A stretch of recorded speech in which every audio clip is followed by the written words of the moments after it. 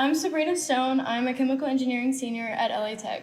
And I'm Grant Vial. I'm also a senior in chemical engineering at Louisiana Tech. And this is the pump lab for the junior lab. This is the reservoir tank, and coming off of it, we have the suction valve, which is a manual gate valve. And then this is the return valve, which is our manual globe valve.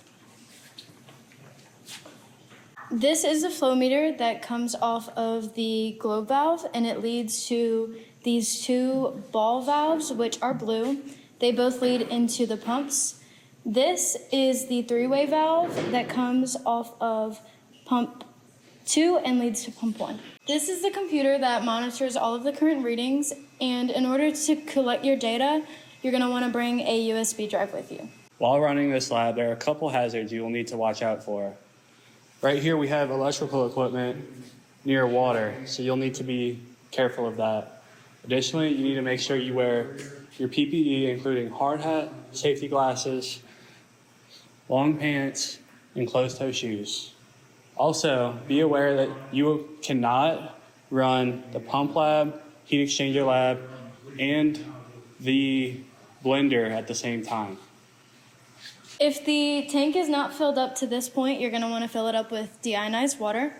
And then after you do that, you can plug in this cord into the outlet, and then you can flip on this switch. And then on this, there's a switch that needs to be flipped on and also one on the back. Once you do that, you can then open up the Armfield software so you can record your data. To start the experiment, first you have to prime the pumps. To do that, you're going to set them up for parallel flow by opening both blue valves as such. Then you're going to open the red three-way valve in this configuration. After that, you're going to want to go to the computer and you're going to set it to parallel under mode. It's the third option. Then turn on both pumps, set the pump setting to 100, and then press go. This is going to send water throughout the whole system. Once there is no more air bubbles trapped in the system is primed. Then go back, you can turn off your pumps and let the system settle before you start your first run. So now we want to set the system up for a single pump run. You want both of these valves to be completely open.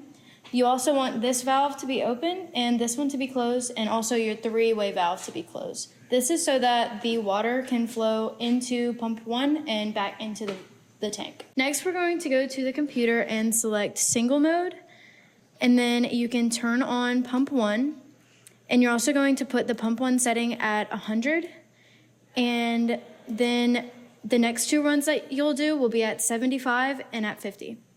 For each run, you're going to want to decrease your total flow rate by 10% by slowly closing this valve until you reach 0%. Once you hit 0%, you're going to want to make sure that you get your data very quickly because it can cause damage to your system if this is closed for too long. To collect your data, you're going to want to go to Table, and then to collect a data point, you press Go, and you're going to want to make sure that each time you decrease by 10%, you collect a data point. After the single run, you're going to want to do 2 more runs, one for series, one for parallel. To set the system up for series, you're going to want to keep the pump 1 blue valve closed, leave this one open, and set the three-way valve up as shown. To set the system up for parallel, set it up the same way you set it up when you prime the system. Run both the series and parallel runs the same way you ran the single pump, decreasing the flow rate by 10% of the full flow using the discharge valve right here. For your last run, which is the suction run, you're going to set your system up the same way you set it up whenever you ran the single pump run. Then you're going to run this the exact same way that you ran the single pump, but instead of decreasing the flow rate by using the discharge valve, you're going to decrease it by using the suction valve. Once the last run is completed, you are done with the experiment. Turn off all your pumps and unplug the system. Clean up any water leaks from the system.